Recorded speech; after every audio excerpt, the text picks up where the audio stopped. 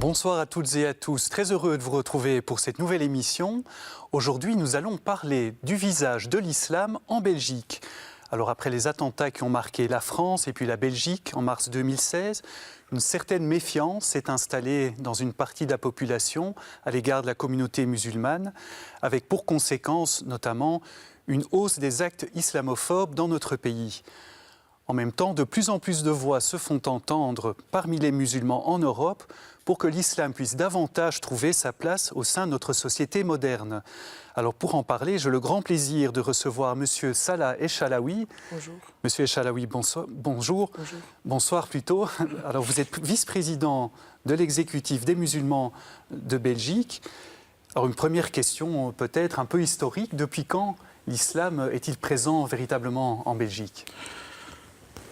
Merci donc pour cette invitation et de me permettre justement de m'exprimer sur différents sujets qui intéressent la communauté musulmane ainsi que la société belge dans son ensemble.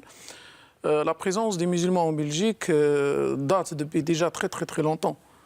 Officiellement, on parle des années 60 lors de l'établissement de contrats d'immigration où la Belgique avait besoin de travailleurs et a été chercher des personnes d'origine marocaine, d'origine turque et d'origine maghrébine dans l'ensemble. Mais la présence des musulmans en Europe en général date déjà depuis 12-13 siècles. Donc ce n'est pas nouveau. L'islam n'est pas étranger à l'espace européen.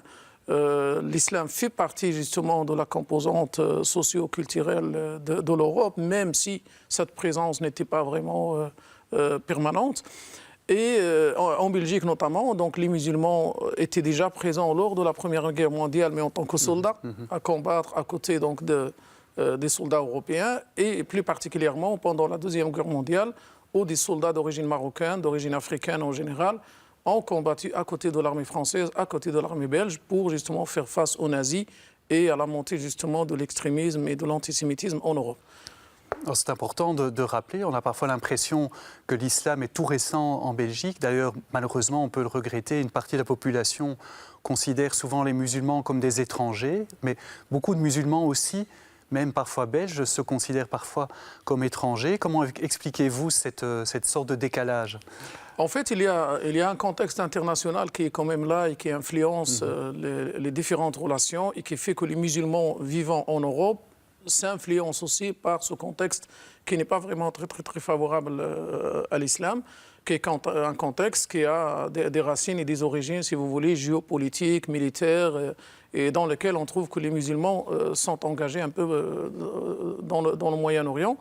Donc ce qui fait que cette question, ces conflits qui ont des racines politiques et économiques, sont parfois instrumentalisés par les uns et par les autres. Donc par les musulmans, par certains musulmans qui appartiennent à l'islam, et par d'autres aussi donc, dans leur combat contre l'islam ou leur attitude assez néfaste et assez négative donc, contre l'islam et les musulmans. Et donc je pense qu'il y a un effort à faire de part et d'autre, donc de la part des musulmans et de la part aussi de la société d'accueil, pour faire en sorte que cet islam, qui est une religion de paix, de clémence, de miséricorde et d'amour, puisse vivre côte à côte avec les autres convictions et à côté des autres convictions, et participer aussi à l'intégration, à l'émancipation des citoyens de confession musulmane. Nous souhaitons que l'islam soit, ou la religiosité musulmane, soit un facteur d'émancipation et de progrès et de participation au développement de notre société, et non pas un fardeau. Ce qui est un peu le cas maintenant. Donc beaucoup de musulmans vivent un peu cette religiosité, cette appartenance à l'islam comme étant un poids assez lourd. S'ajoute à cela bien sûr les stigmatisations, le rejet parfois dans le contexte sociétal, et ce qui fait que vivre sa religiosité, vivre son islam dans une société européenne pour certains est vraiment très difficile. Mais je pense que nous sommes sur la bonne voie depuis d'ailleurs un certain temps. D'abord parce que nous sommes convaincus que la modernité n'empêche aucunement l'individu de vivre sa religiosité et de vivre son appartenance convictionnelle, quelle qu'elle soit. Nous sommes convaincus que l'islam, qui a pu produire dans le temps, et au XIIe, XIIIe, XIVe siècle, des grands scientifiques et des grands philosophes comme Averroès, comme Avicenne, comme El Khawarizmi, etc., peut produire encore des gens de ces compétences-là, si bien sûr on fait un peu le nettoyage et on revoit la manière dont on lit nos textes et dont on interprète les textes et dont on approche vraiment la religion dans le contexte européen. Alors justement, par rapport à la lecture du Coran, on sait qu'il existe bien sûr des lectures fondamentalistes. Certains appellent à une recontextualisation du Coran, notamment donc dans notre société moderne démocratique. C'est possible, selon vous, une telle recontextualisation ? Oui, je dirais même que c'est obligatoire. Donc c'est même au-delà du possible parce que l'islam ou le Coran a été révélé au VIe siècle dans une région qui est l'Arabie. Il y a un contexte bien sûr bien déterminé vécu à l'époque, et comme c'est le cas pour toutes les convictions et toutes les religions généralement. Et ce qui était valable à l'époque pour une population déterminée ne l'est pas de toute façon pour une population du XXIe siècle. Si ce ne veut pas dire qu'il faut revoir le Coran ou qu'il faut modifier des textes dans le Coran. Donc les textes sont là, ce sont des textes scripturaires qui sont considérés comme sacrés par les croyants et par les musulmans. Mais la lecture de ces textes-là doit se faire à la lumière des contextes. Je pense que vivre son islam aujourd'hui sans mettre dans l'équation de la religiosité, le contexte européen, ça serait vraiment faire des torts à l'islam et faire des torts à soi-même. Et donc contextualiser le texte, le relire à la lumière des contextes et de la modernité, l'inscrire dans le cadre d'une société sécularisée, d'une société plurielle, d'une société multiculturelle, est obligatoire. Et là, je pense que c'est un travail de fond qui doit se faire par les théologiens et musulmans. Et c'est ce que nous avons entamé, en tout cas, depuis un certain temps. Alors Salah El-Chalaoui, vous êtes aussi inspecteur des cours de religion islamique de la Fédération Wallonie-Bruxelles. Est-ce que vous pensez que les cours de religion, en particulier donc bien sûr les cours de religion islamique, peuvent vraiment contribuer au vivre ensemble dans notre société ? Personnellement, je suis convaincu que le rôle de la religion, en tout cas dans l'enseignement, permet de répondre à toute une série de questions existentielles et des questions de sens.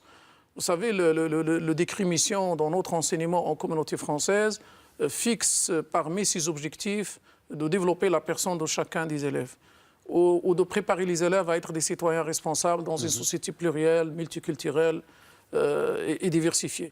Et je pense que préparer les élèves ne se fait pas uniquement par la transmission de savoir scientifique ou par l'éducation artistique ou par l'éducation sportive. C'est important tout cela, mais aussi permettre aux élèves de répondre ou de trouver des réponses aux questions de sens, permettre aux élèves dans l'espace scolaire, parce qu'il n'y a que l'espace scolaire qui le permet, d'interroger leur foi. Parce que l'objectif ici, ce n'est pas d'enseigner la foi, ce n'est pas de faire de la catéchèse ou de l'islamogèse, entre guillemets. L'objectif, ce n'est pas de dogmatiser ou de former des théologiens ou des religieux. L'objectif ici, c'est d'outiller les élèves, de développer des habiletés de pensée chez ces enfants et chez ces élèves-là pour leur permettre justement d'interroger leur religion, d'interroger leur foi, d'interroger leur texte. Et je ne vois pas d'autre espace qui permet de le faire. Abandonner ce rôle pour l'école et le confier à d'autres, nous courons un très grand risque. Et je pense que ceux qui favorisent cette voie-là ne sont pas conscients de ce que peut amener un enseignement religieux qui se fait en dehors de tout contrôle et en dehors justement de cadre scolaire qui permet de développer donc les outils que j'ai cités.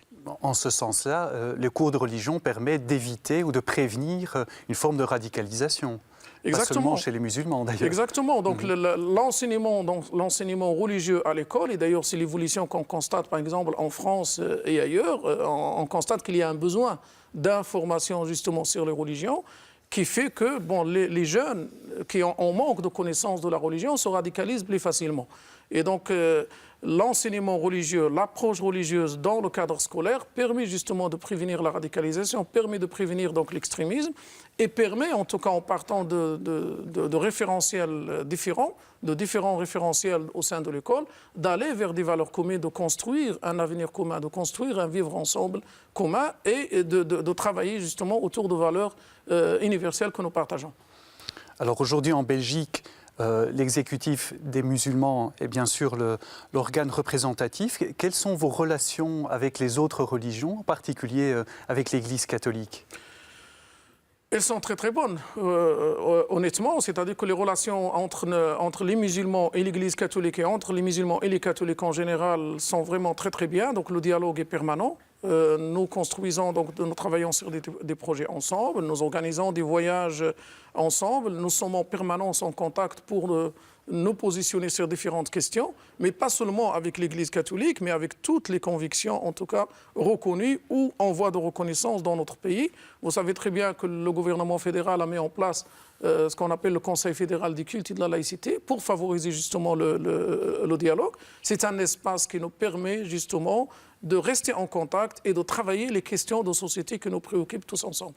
Eh bien, Monsieur Echaloui, merci beaucoup d'avoir répondu à nos questions. Donc, le thème, c'était l'islam en Belgique. Chers amis, merci aussi à vous d'avoir été avec nous ce soir. Pour revoir cette émission, c'est sur Ovio ou sur le site catobel.be.